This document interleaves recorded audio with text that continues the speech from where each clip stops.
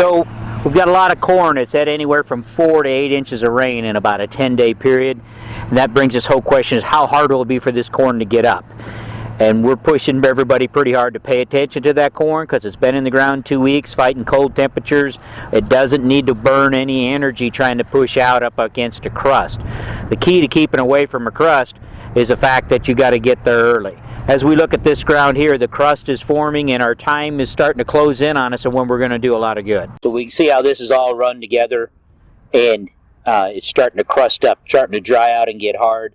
I can barely put my fingerprint into it now, meaning that we're maybe 2 days away from here and I'm going to have to come out here with a screwdriver. I can still break it up with my pick, which is perfect time for hoeing. If I wait another 2-3 days, especially the way the wind's blowing, this is going to get harder and harder. It's a situation we want to get in here and get this crust cracked so we can get that corn through it itself. Now this corn hasn't got much of a sprout on it, so there's no worry about breaking any of it off. Closer we get to the surface, and the more worry we have about breaking off a spike that would be out there in itself. This has barely got a seed sprout on it. So we got plenty of room. This also, if we have to, we could bring the corn planter in here and we can pulverize this with the corn planter itself. But if we wait, and a lot of times that's what I end up getting called out into the field where we can't no way penetrate this with a hoe, then our options become limited itself. So this corn here, it's basically got about a ½ inch before it gets to the crust or the surface. You can tell it's starting to thicken up a little bit, so this is already starting to push on this crust. So again, our time is limited to come in here and to pulverize this crust so that guy doesn't have any trouble coming through the surface itself. Once they get to the surface and they're starting to break through and you're having trouble, then you're going to have to come out here, mark the row, decide how many you think you can save and how many will make it without the hoe, run the hoe through, go back to the exact same stretch of road, and then count how many you broke the tips off of versus how many you saved, so you know that you're on the positive side of this equation. The earlier you hoe, the less that risk, the less crust, the less aggressive yet you have to get to break this crust out of here. But again, just blindly hoeing something that's spiking or close to the surface, you got to be careful that you're not killing more plants than what you're taking out. This is more evident in soybeans. If you've got soybeans that are right there at the surface, you can snap them off, and then you could actually be decreasing the amount of emergence that you're going to get. In corn, you're going to just have to dig a set of row, estimate it, go back in there, run the hoe through, and see what kind of damage that you're doing in the field itself. So look before and after. If you're a ½ inch from the surface like this is, pretty hard to do much damage here. You can get in there and get that crust broke without too much worry.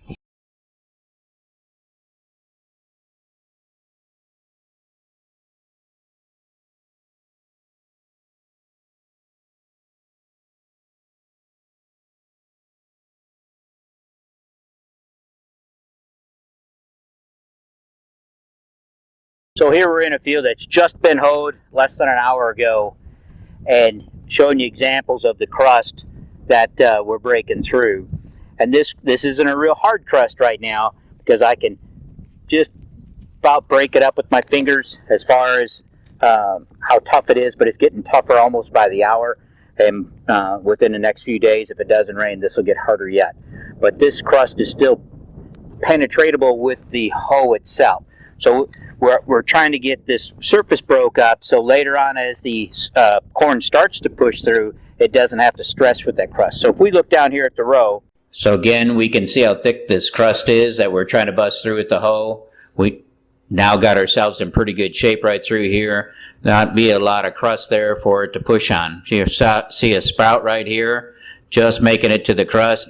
In good shape because he's not thickened up. He hasn't been pushing very long. If we let that ground get hard and let these guys push for a while, then our success rate drops off drastically. This is about perfect timing for hoe standpoint. If we get harder than this, then we're going to be forcing ourselves into using the corn planter. All this corn's in good moisture down in here, and this is going to come out in pretty good shape. So again, trying to drive home the point, hoe before you know, get when we can pulverize it. One of the things that we've done a lot is to use the corn planter as a precision hoe. We've talked about it before. We've even hoed with this specific planter itself here to help get some corn up. Now we're talking about corn that's got a sprout 1/4 to a 1/2 inch. It's still maybe 1/2, 3/4 from the surface, so you got room to work. But in that situation, we're going to go here and we're going to set this row unit up to rotary hoe with. So one of the first things we're going to do is we're going to take pressure off the tail wheel. We're going to take pressure off the closing disc here, just a little bit on them is all. We're going to set the row depth in the shallowest position that we can set it in. So we don't want that disc opener in the ground more than, let's say, 1/2, 3/4 of an inch itself. Then we're going to move up here to the front. Then we're going to take as much pressure off the row unit as we can. Typically, just the weight of the row unit is enough to get this job done. So if you have air downforce or this planter set up hydraulically, you can just take it all off, and if we have to add more back, that we can. If we're dealing then with the floating row cleaner, we're just going to let them float. So we're going to put them on the ground and let them float. If that's too aggressive, if we're going too deep with that, then we would put a pin on the bottom side of the row cleaner and hold it up. If you're running with something like the clean sweep here, then you can fine tune it. You're just going to raise it all the way up and then just bring it down slow until you start to break that crust there at the surface and create a fairly nice seed bed again there at the top by breaking that crust out itself. Again, if you get too deep, you're going to break off the spike if the corn gets too tall. For this is hard ground, a hoe won't handle, or in a lot of cases, you guys don't have a hoe, you can set this planter up to do it. Now, in some cases, if you can't get your depth shallow enough, you can't get your row cleaner shallow enough, then you're going to have to actually carry the planter bar and raise the planter bar up to make sure you're not busting off that spike on its way out itself. Again, it's not maybe the perfect situation to be into when you're trying to bust a hard crust, but we found that we can do it with precision with these planters